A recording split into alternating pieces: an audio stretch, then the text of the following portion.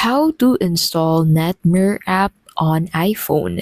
In this video, I'll show you how to install Netmirror app on iPhone. So to get started, go ahead and open your iPhone, and then on iPhone, head over into the App Store.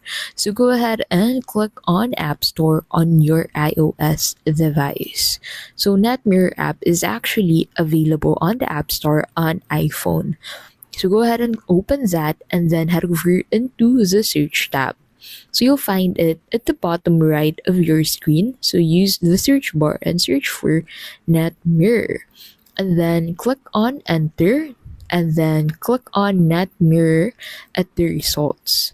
So in here, go ahead and click on the get button, and then you'll be required to enter your PIN or use your Face ID to continue installing the app into your iOS device. And that is how you can basically install Netmirror app on iPhone.